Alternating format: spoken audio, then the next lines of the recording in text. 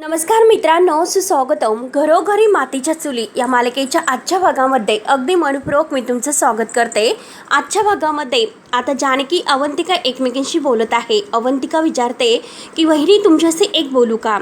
तेव्हा जानकी हो असं म्हणते. तर अवंतिका विचारते वहिनी मगाशी बोलता बोलता दादा जे काही म्हणून गेलेत आणि ती व्यक्ती मगाशी तुम्हाला जे काही सांगते तर त्याच पद्धतीने तुम्ही वागतात आणि दादा नेमकं कुणाबद्दल बोलत होते? तर जानकी म्हणते की ऐश्वर्याबद्दल. अवंतिका विचारते की ऐश्वर्या? तर जानकी म्हणते की हो ऐश्वर्या. ऋषिकेशला हे असं वाटतं ऐश्वर्या माझे कान भरते आणि खरं तर असं नाही, कारण मी ऐश्वर्याला भेटून आले म्हणून त्यांना असं वाटतं. त्यावरती अवंतिका विचारते की ऐश्वर्या काही बोलली होती का वहिनी? तेव्हा आता ऐश्वर्या जे काही म्हटलेली आहे तर ते जानकीला आठवते आणि ती अवंतिकाला सांगते की शर्वरीच मात्र आता हे विक्रम भाऊजींचा खून करू शकतात, कारण शर्वरी आणि राहुल या दोघांचं नातं म्हणजे अचानक राहुल आपल्या आयुष्यामध्ये आला आणि तुम्ही त्याला नोकरी दिली आणि त्यानंतर मात्र त्या दोघांनी एकत्र प्लॅन करून पैसे चोरी करणं, हे सगळं काही घडलेला प्रकार जानकी अवंतिकाला सांगत असते. आणि अचानक जेव्हा विक्रम भाऊजींची डेथ होते हे सगळं काही प्रकार ती सांगत असते. हे ऐकून आता अवंतिका म्हणते बहिणी हे बघा, नीट विचार केला तर संशयाला जागा आहे. त्यावरती जानकी म्हणते की पण हे सर्व ऋषिकेशला कोण पटवून देईल? तेव्हा अवंतिका म्हणते की मग हे ऋषिकेश दादांना नाही तर सौमित्रला सुद्धा पटवायला हवं. तेव्हा जानकी विचारते की अवंतिका तू असं का बोलते? शर्वरीने जे सांगितलं त्यावर मात्र हा सौमित्र विश्वास ठेवतो म्हणून तो ऐश्वर्याची केस लढायला तयार नाही असे अवंतिकाला जेव्हा त्याने स्पष्ट सांगितलेलं आहे हे सगळं काही ती जानकीला सांगते. तेव्हा अवंतिका म्हणते की मी सुद्धा सौमित्रला खडसावून सांगितलं, तू जरी आता तुझ्या सारंग भाऊजींच्या पद्धतीने केस लढणार असेल तर मी सुद्धा ऐश्वर्याच्या बाजूने केस लढायला तयार आहे. आता हे सर्व ऐकल्यानंतर जानकी विचारते की म्हणजे काय बोलतेस अवंतिका? तू ऐश्वर्याच्या बाजूने केस लढणार आहेस का? अवंतिका म्हणते की हो वहिनी, कारण माझा पूर्ण विश्वास आहे ऐश्वर्यावर. ती बदललेली आहे, पहिल्यासारखी नाही ती. तेव्हा जानकी म्हणते की हो, असाच विश्वास आपण तिच्यावर ठेवायचा आणि खरंच मला हे बरं वाटतं, कारण तिच्या बाबतीत आपल्या दोघींचं मत सेमच आहे. अवंतिका म्हणते की हो खरंच वहिनी, ऐश्वर्याने आपलं मन जिंकलेलं आहे. किती काही झालं तर तिची साथ आपण सोडायची नाही, साथ द्यायची तिला. जानकी म्हणते की हो अवंतिका, तू एकदम बरोबर बोलते. हे बघ, तू जरीही ऐश्वर्याच्या बाजूने केस लढायला तयार झालीस पण त्या अगोदर तुला तुझ्या तब्येतीची काळजी घ्यावी लागेल, हे लक्षात ठेव. त्यात म्हणजे आता तू प्रेग्नेंट आहे तरी सुद्धा तुला ही सर्व तयारी करावी लागेल आणि ही केस स्टडी करावी लागेल. तर अवंतिका म्हणते की वहिनी हे बघा, अजिबात काळजी करू नका, मी आहे ना, सगळं काही व्यवस्थित होईल. आणि फक्त एकच गोष्ट की आपला शरुताईवर संशय आहे तर त्यांच्या विरोधात आपल्याला ठोस पुरावे शोधावे लागतील आणि फक्त ऐकलेल्या गोष्टीवर कोणी विश्वास नाही ठेवणार. आणि हे बघा वहिनी, जर शरुताईंच्या विरोधात केसी लढायची असेल तर त्यासाठी ठोस पुरावे तर लागतीलच. जानकी म्हणते की हो ना, पुरावा तर मी सुद्धा दाखवण्याचा प्रयत्न केला होता, पण आता तू काय म्हणाली म्हणजे असं कोणत्याही गोष्टीवर कोणी विश्वास ठेवणार नाही आणि तेच तर माझ्या बाबतीत घडलं ग. आणि कसं आपण पुरावा दाखवणार आहेत? आत्ताच आपण शर्वरी वंशाच्या रूम मध्ये गेलो होतो, तेथे राहुल आहे की नाही बघण्यासाठी, पण राहुल तेथे नव्हता आणि मला हेच कळत नाही की राहुल तेथे होता, कारण मी त्याचा आवाज ऐकला होता, पण जेव्हा आपण तेथे गेलो तर त्यावेळेस राहुल गायब झाला होता. एवढ्या कमी वेळात राहुल असं कसं गायब होऊ शकतो? आणि तेव्हा आता इकडे शर्वरी तर खूपच चालाक असते, कारण तिला माहिती होतं जानकी आपल्याला रंगे हात पकडणार आहे, म्हणून ती 4 पाऊल अगदी हुशार बनलेली असते. त्याच वेळेस आता अवंतिकाचा आवाज मात्र जेव्हा राहुल आणि शर्वरी मिठीमध्ये असतात तर शर्वरीने ऐकलेला असतो आणि ती लगेच राहुलला ज्या पावलांनी तो आलास त्या पावलांनी जायला सांगते, कारण बाहेर कोणीतरी कदाचित आहे म्हणून तिने राहुलला खिडकीतून काढून दिलेलं असतं. जाताना त्याच्या डोळ्याला लागलेलं असतं, पण तरी सुद्धा शर्वरी त्याला जायला सांगते आणि लगेच खिडकी बंद करून घेते. आणि आता हे सगळं काही सांगितल्यानंतर आता अवंतिका म्हणते की वहिनी, माझ्याकडे त्यासाठी एक मार्ग आहे. शर्वरी ताईवर आपल्याला नजर ठेवावी लागेल, कारण कसं आहे की एकदा एका माणसाने गुन्हा केला तर आता नक्की काहीतरी चूक तो करू शकतो. कदाचित मात्र राहुलला ते पुन्हा भेटायला जातील आणि कदाचित आपल्या हातामध्ये नक्कीच काहीतरी पुरावा त्यामुळे मिळू शकतो. आपल्याला लक्ष ठेवावं लागेल असे बोलून आता जानकी आपल्या रूममध्ये निघून येते आणि अवंतिका तिच्या रूममध्ये जाते. ऋषिकेश आता जानकीवर नाराज असतो, कारण आता जानकीने सांगितलेलं असतं की शर्वरी वंशाच्या रूममधून मला राहुलचा आवाज ऐकू आला होता आणि तिथे राहुल नव्हता, म्हणून आता हा ऋषिकेश आपल्या बहिणीवर आरोप करणाऱ्या जानकीवर नाराज होतो. तेव्हा जानकी ऋषिकेशशी बोलायला जाते तर ऋषिकेश फक्त काही न बोलता तिला म्हणतो झोप आता, आणि ऋषिकेश लगेच झोपण्याचं नाटक करतो. तो जानकीशी काही न बोलता तर जानकीला वाईट वाटतं. ती लगेच आता आपल्या जागेवर येऊन पडते आणि पुन्हा ऋषिकेशला ऋषिकेश म्हणते, पण ऋषिकेश झोपण्याचं नाटक करतो. जानकी एका कुशीवर झोपते आणि ऋषिकेश आता लगेच दुसऱ्या कुशीवर होतो, म्हणजे तो नाराज असतो. जानकीला माहिती असतं की तो जागा आहे, पण आता जानकीला वाईट वाटतं. वाटतं, डोळे भरून येतात. जानकी आपल्या मनात आता म्हणत असते की खरंच ऋषिकेश काय झालं तुम्हाला, आता तुम्ही माझ्यावर विश्वास का ठेवत नाही. त्यावरती ऋषिकेशचं मन सुद्धा ऋषिकेशशी हेच सांगत आहे, अगं जानकी माझा तुझ्यावर पूर्ण विश्वास आहे, पण तू त्या ऐश्वर्याचं ऐकते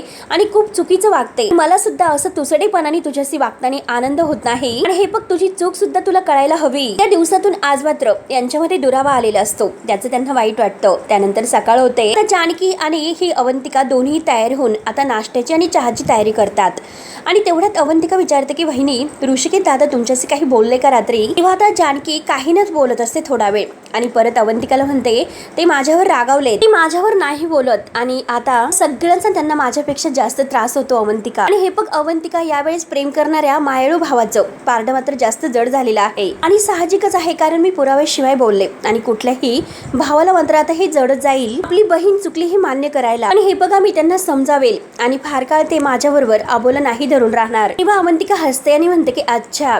अवंतिका आता चलाक असते, ती म्हणते की आबोला धरला म्हणून ऋषिकेश भाऊजींचा आवडता उपमा तयार होतोय. आणखी हसते. आता जानकी म्हणते की हो असं म्हणतात की मनाचा रस्ता हा पोटातून जातो, मग बघूयात तसं होतं की काय. तेव्हा मात्र आता उपमा तयार होतो तर अवंतिका म्हणते की वहिनी उपमा झालेला आहे, ऑल द बेस्ट. आता ह्या उपम्यामुळे तुमच्यातील अंतर कमी होईल. तेव्हा जानकी खूपच खुश असते. जानकी म्हणते की हो ना अवंतिका, तू म्हणते अगदी तसंच हो. तेव्हा आता सगळेजण एकत्र नाश्ता करायला येतात, सगळ्यांचे तोंड मात्र आता पडलेले असतात. तर जानकी म्हणते की ऋषिकेशला मी शर्वरी वंशला नाश्ता करायला घेऊन येते, पण तरी सुद्धा कोणी काही बोलतच नसतं. जानकी शर्वरीच्या रूममध्ये जाते. तेव्हा आता जानकी शर्वरीच्या रूममध्ये येते. शर्वरी तोंड पाडूनच बसलेली असते, डोळ्यामध्ये थोडंसं पाण्याचं नाटक. जानकी म्हणते की शर्वरी वंश चला, सगळेजण नाश्ता करण्यासाठी तुमची वाट पाहत आहे. तेव्हा शर्वरी तोऱ्यातच म्हणते की मला भूक नाही, एकदा सांगितलेलं तुला कळत का नाही. आणि तसंही हे बघ तू तर माझ्यावर आरोप करायला बसलेलीच आहे आणि मला चोर ठरवायला.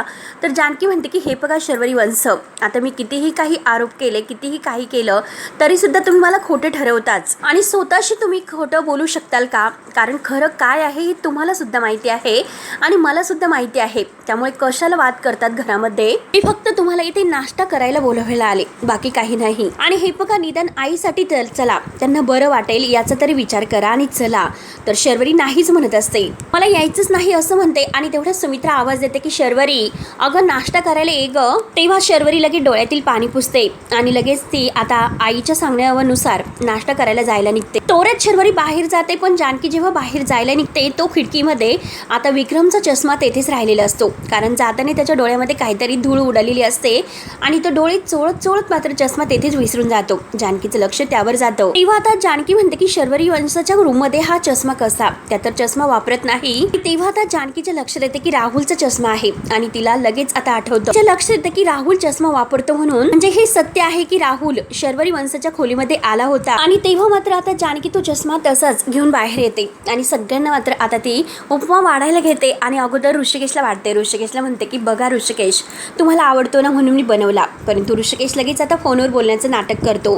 जानकीकडे तो लक्ष देत नाही. जानकी बोलत असते, अवंतिका सुद्धा हे सर्व पाहते. आणि तेवढ्यात आता ऋषिकेश म्हणतो की महत्त्वाच्या कामासाठी मला ऑफिसला जावं लागतं आणि उपमा न खाता आता ऋषिकेश जायला निघतो. तेव्हा आता जानकी म्हणते की ऋषिकेश अहो उपमा खाऊन घ्या, पण ऋषिकेश काही जानकीशी बोलत नाही. तेव्हा आता ऋषिकेश जायला निघतो तर जानकी ऋषिकेशला थांबवते आणि ऋषिकेशच्या जवळ येते आणि म्हणते की हे बघा मला माहिती आहे की तुम्ही माझ्यावर चिडलात, कारण मी शर्वरी वंशावर खूप काही आरोप केलेत, परंतु हे बघा मी खोटं बोलत नाही, त्याचा पुरावा माझ्याकडे आहे. पुरावा म्हटल्यानंतर आता सगळ्यांना धक्काच बसतो आणि शर्वरीला खूपच जास्त. तेव्हा जानकी सगळ्यांच्या समोर तो चष्मा आता ऋषिकेशला दाखवते.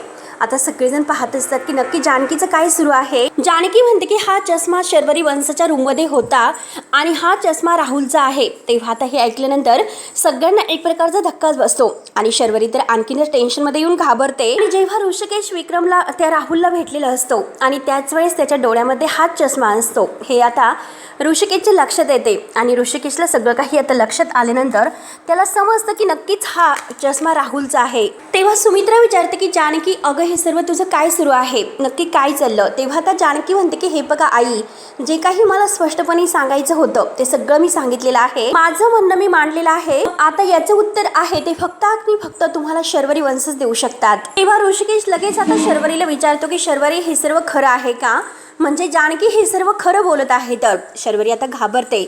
शर्वरीला काय उत्तर द्यावं तेच काही कळत नसतं. म्हणजे राहुल तुझ्या रूम मध्ये आला होता तर. तेव्हा जानकी म्हणते की बोला ना माणसं, उत्तर द्या. शर्वरी तर नाटक करायला एकच नंबर असते. ती म्हणते की दादा हे बघ, हा प्रश्न वहिनी मला विचारणार आणि ती माझ्यावर डाऊट घेणार हे मला माहिती होतं आणि हे सगळं काही तिच्याकडून मला एक्सपेक्टेड होतं, कारण त्या चष्म्याच्या फ्रेमवरून हा प्रश्न जानकी तू मला विचारशील, पण हे अजिबात मला एक्सपेक्टेड नव्हतं दादा हे बघ. कारण वहिनीकून आता हे सगळं काही मला वाटत होतं, कारण ती तर माझ्यावर आरोप करते, पण तिचं ऐकून तू सुद्धा माझ्यावर आरोप करशील मला वाटलं नव्हतं. तेव्हा आता ऋषिकेश म्हणतो की म्हणजे तुला काय म्हणायचं, ज्या गोष्टी आता इतक्या पुराव्यासहित डोळ्यासमोर दिसतात तरी सुद्धा शर्वरी आम्ही तुला काहीच बोलायचं नाही का. त्यावरती आता लगेच शर्वरी म्हणते की हो प्रश्न विचार, अरे विचार दो, प्रश्न विचारायला काही माझी हरकत नाही, पण त्या प्रश्नाला मात्र काहीतरी कॉमन सेन्स असला पाहिजे. शर्वरी चालाक असते, बाजू कशी पलटून न्यायची हे तिला चांगलं जमतं. जानकीला मात्र राग येतो. जानकी विचारते की काय बोलतात शर्वरी वंश, कसला कॉमन सेन्स, ते काही तुम्हाला बोलायचं आहे ना ते स्पष्टपणे बोला. तेव्हा आता शर्वरी म्हणते की हे बघ तू मध्ये बोलू नको, मी माझ्या भावाशी बोलते, तू कशाला मध्ये मध्ये करतेस ग,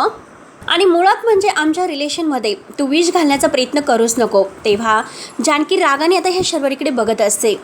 ऋषिकेश म्हणतो की शर्वू तर काय बोलतेस, तर शर्वरी म्हणते की हे बघ दादा तू मला सांग, आता ह्याच चष्म्यासारखी दुसरी फ्रेम आता म्हणजे चष्म्याला नाही मिळू शकत का. तेव्हा आता सगळेजण शर्वरी नक्की काय म्हणते त्याकडे लक्ष द्यायला सुरुवात करतात. तेव्हा आता अवंतिका म्हणते की हो अहो शर्वरीताई असू शकते, पण तुम्ही तर चष्मा वापरतच नाही, पण तरी सुद्धा मग ही फ्रेम तुमच्या रूम मध्ये आलीच कशी सांगा बरं. तेव्हा आता शर्वरी म्हणते की आता मी काय सांगू, ती फ्रेम कशी आली, आणि लगेच मात्र आता ती पाहायला सुरुवात करते आणि लगेच सगळ्यांच्या समोर येते. असं आहे की मी तुम्हाला कितीही समजावलं तरी सुद्धा कोणीच माझ्यावर विश्वास नाही ठेवणार, म्हणून ती कांगावा करण्याचा प्रयत्न करायला सुरुवात करते. तर जानकी म्हणते की बास, अहो कशाला कांगावा करतात, अहो शर्वरी वंश तुमची चोरी पकडली गेलेली आहे. जानकी पुढे म्हणते की हे बघा अहो शर्वरी वंश, राहुल मात्र तुम्हाला काय म्हटला की आता आपल्या दोघांमधील जो काही काटा आहे तो दूर झालेला आहे, हे मी माझ्या कानांनी ऐकलं. तुम्ही सांगा की याचा अर्थ काय होतो. आणि तेवढ्यात आता सुमित्राला राग येतो. सुमित्रा म्हणते की हे सर्व काय सुरू आहे, आणि मुळात म्हणजे आता शर्वरी राहुलशी का बोलेल, त्या दोघांचा काय संबंध आहे. तेव्हा आता जानकी म्हणते की आई संबंध आहे, आणि हे बघा आई हे सर्व बोलताना मलाच त्रास होतोय, तर तुम्हाला ऐकून किती त्रास होईल याची कल्पना मला आहे, पण किती काही झालं तरी हे बघा आई सत्य काय आहे हे समोर यायलाच हवं. आणि हे बघा आई शर्वरी वंश आणि राहुल ह्या दोघांचं अफेअर आहे हे ऐकल्यानंतर आता सुमित्राच्या पायाखालची जमीन सरकते. धक्क्याने ती लाल होते आणि ऋषिकेशला सुद्धा फार जबर धक्का बसतो. सौमित्रला सुद्धा. राहुल आपल्या घरी आला होता आणि शर्वरी वंशाच्या खोलीत तो होता, आणि मी स्वतःच्या कानाने हे सर्व त्यांच्या रूम मधून ऐकलं की राहुल म्हटला की आपल्या दोघांमधील काटा आता दूर केला. आई तुम्ही सांगा की याचा अर्थ काय होतो. तेव्हा सुमित्राला फारच राग येतो आणि सुमित्रा सनकने एकामागून एक आता जानकीच्या कानामागे देते. आणि तेव्हा सुमित्रा परत म्हणते की बास झालं, आम्ही ऐकतो म्हणून वाटेल तसं बोलशील का, इतक्या खालच्या पातळीवर गेलीस का जानकी तू. तरी सुद्धा जानकी म्हणते की आई मी खरं आहे तेच बोलते. सुमित्रा म्हणते की बास कर, मला तुझ्या तोंडातून एकही शब्द ऐकायचा नाही. आणि तेवढ्यात अवंतिका पुढे येते. अवंतिका म्हणते की आई अहो काय केलं तुम्ही, अहो आई तुम्ही जानकी बहिणीवर हात उचललात, आणि ते पण त्यांची काही चूक नसताना. आणि हे बघा जानकी बहिणी जे काही बोलतात ना ते अगदी खरं बोलत आहे. तेव्हा जानकीच्या डोळ्यात पाणी असतं. सुमित्रा जानकीकडे पाहते तर अवंतिका म्हणते की हवं तर तुम्ही खरं काय आहे हे शर्वरी ताईंनाच विचारा. तेव्हा सौमित्र पुढे येतो. सौमित्र म्हणतो की अवंतिका शांत राहा, तू कशाला मात्र जानकी बहिणीची बाजू घेतेस काही नसताना. तेव्हा अवंतिका म्हणते की नाही सौमित्र, हे बघ जे खरं आहे ते सत्य आहे, मला जानकी बहिणीची बाजू घ्यावीच लागेल, त्यामुळे तू मला शांत बसायला लावू नको. आता सुमित्रा म्हणते की काय तुम्हाला घरामध्ये कुस्तीचा आखाडा करायचा आहे का, नेमकं या घरामध्ये काय चाललेलं आहे, या घरामध्ये नक्की काय सुरू आहे. खरं तर आता नानासाहेब यांच्यावर हल्ला झाला आणि ते सुखरूप घरी यायला हवे होते वाचून, परंतु त्यांची वाईटच बातमी आपल्या कानावर आली आणि त्यानंतर विक्रमचं हे असं झालं. तेव्हा शर्वरीवर इतकं मोठं संकट आलं. शर्वरी लगेच आता डोळ्यामध्ये पाणी आणण्याचं नाटक करते आणि उलट मात्र तिला सांत्वन देण्याऐवजी, तिला पाठिंबा देण्याऐवजी तुम्ही तर तिच्यावर इतके घाणेरडे आरोप करू शकतात, मग तुम्हाला कुणाला काही वाटत कसं नाही सांगा.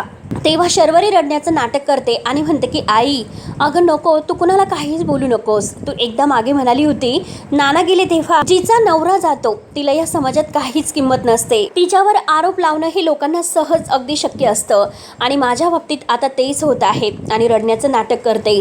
तेव्हा सगळ्यांच्या मनामध्ये म्हणजे हे सौमित्र ऋषिकेश यांच्या मनामध्ये आपल्या शर्वरी बहिणीची माया दाटून येते आणि रडण्याचं नाटक करत शर्वरी पुढे म्हणते की जाऊन दे, त्यांच्या अशा बोलण्याने आरोप केल्यामुळे सगळं काही खरं थोडंच होणार आहे का. त्यामुळे मात्र तू त्यांना काहीच बोलू नको, राहून दे, कशाला त्यांना काही म्हणतेस. आणि आता रडण्याचं नाटक तिचं सुरूच असतं. अवंतिका आणि जानकी रागाने तिच्याकडे बघतात, परंतु अवंतिकाला काही राहवत नाही आणि ती लगेच समोर येते आणि म्हणते की ऐका ना, अहो शरुताई, तुम्ही कितीही रडून दाखवलं तरी सुद्धा तुम्ही जे काही बोलतात ना ते खरं आहे, हे असं होत नसतं. आणि हे बघा शरुताई, अहो मगाशी मी तुम्हाला एक प्रश्न विचारला होता, अजूनपर्यंत तुम्ही त्याचं उत्तर नाही दिलं. जर तुम्ही चष्मा लावत नसाल तर तुमच्या रूम मध्ये ती फ्रेम आलीच कशी, सांगा, याचं उत्तर द्या.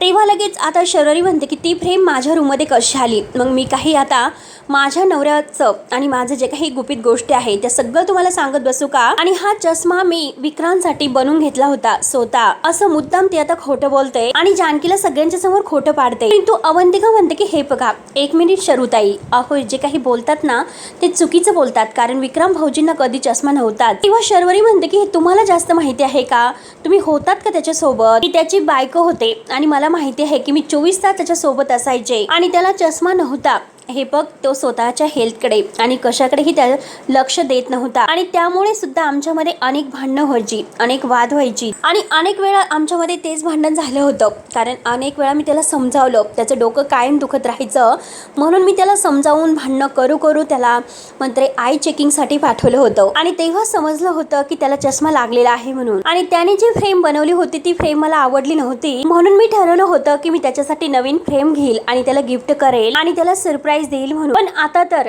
आणि खूप मोठ्याने रडायला सुरुवात करते की सरप्राईज देण्यासाठी तो राहिलाच नाही, त्याला गिफ्ट देण्यासाठी तो माझ्या समोर नाही आणि खूप मोठ्याने रडायला सुरुवात करते, जेणेकरून सगळ्यांना असं वाटेल की खरंच शर्वरीला तो गेल्याचं खूप दुःख होत आहे. आज मात्र मला माझ्या विक्रमची खूप आठवण येत होती, म्हणून बॅग मधील काही त्याच्या वस्तू आहे तर त्या मी बाहेर काढत होते आणि तेव्हा मला हा चष्मा दिसला आणि त्याच्या आठवणीत फक्त मी हा चष्मा हाताशी घेऊन बसले होते, बाकी काही नव्हतं. आणि कदाचित मात्र नंतर तो चष्मा माझ्याकडून कुठेतरी राहिला असेल विसरून आणि नेमकं तो जानकी बहिणीला दिसला असेल, असं काहीतरी असेल आणि मला नाही माहिती हे कसं शक्य आहे. ते खरं आहे तर ते फक्त मी तुम्हाला सांगत आहे. तेव्हा आता जानकीच्या डोळ्यात पाणी असतं. जानकीला बरोबर शर्वरी सगळ्यांच्या समोर खोटं पुन्हा एकदा ठरवलेलं असतं. तेव्हा आता शर्वरी म्हणते की हे बघा, तुमचा कुणाचा कदाचित माझ्यावर विश्वास नसन बसेल आणि ठीक आहे, तुमची मर्जी आहे, तुम्हाला विश्वास ठेवायचा असेल तर ठेवू शकता आणि नसेल ठेवायचा तर नका ठेवू, नाहीतर असून द्या, मी काहीच केलेलं नाही आणि याला करू सुद्धा शकत नाही. रडण्याचं नाटक सुरूच असतं. तेवढ्यात अवंतिका म्हणते की एक मिनिट शरुताई, तुम्ही खरं बोलतात की खोटं बोलता हे आत्ताच्या आत्ता आपण सिद्ध करूयात.